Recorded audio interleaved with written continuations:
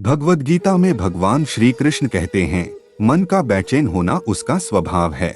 हमारे मन को लगता है कि अगर वह अलग अलग बातों के बारे में सोचता रहेगा तो हमें आने वाली हर मुश्किल और मुसीबत से बचा लेगा, पर ऐसा होता नहीं है।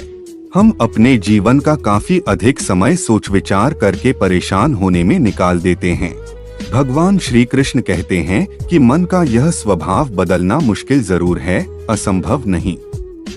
अच्छा, अब आप एक बात बताइए, क्या आप कौए को कह सकते हैं कि वो काम की आवाज ना करे? या फिर क्या आप किसी मेंढक को कह सकते हैं कि वह पानी देखते ही ऊंची छलांग ना मारे? हमारे मन का भी कुछ ऐसा ही है। जीवन में कुछ भी होता है, अच्छा या बुरा, हमारा मन उस पर काम करने लगता है।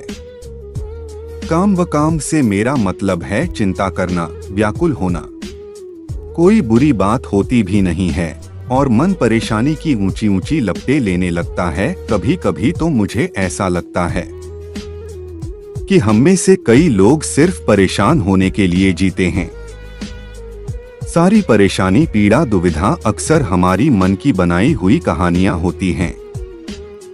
भगवान श्री कृष्ण हमें हमारे मन को शांत और स्थिर करने के लिए दो उपाय देते हैं। पहला, ध्यान लगाना या मेडिटेट करना। दूसरा, वैराग्य भाव सीखना। अब ध्यान या मेडिटेशन शब्द सुनते ही आप में से कई लोग कहेंगे कि आप आंख बंद कर सांसें अंदर बाहर नहीं ले सकते।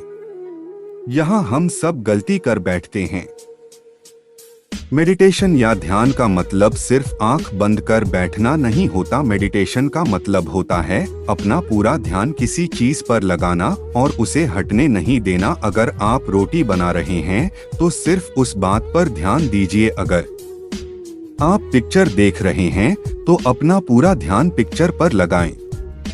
यह मत सोचिए कि पिक्चर देखकर आप अपना कितना वक्त बर्बाद कर रहे हैं।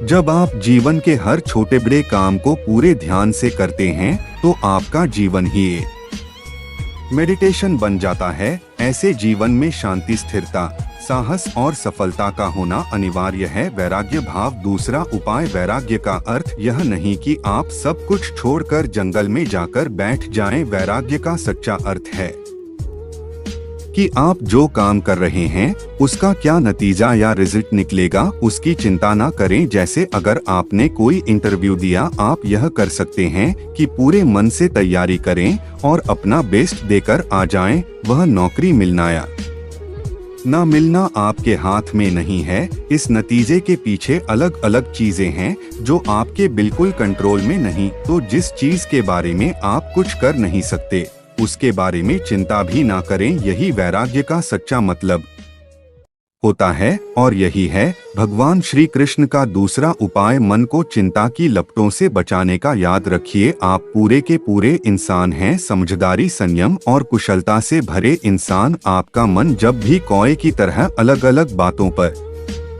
आपको परेशान करने लगे तब अपने मन को भी प्यार से समझाइए और शांत कर लीजिए। बस अपने ऊपर विश्वास रखिए कि आप कभी अपना बुरा नहीं होने देंगे।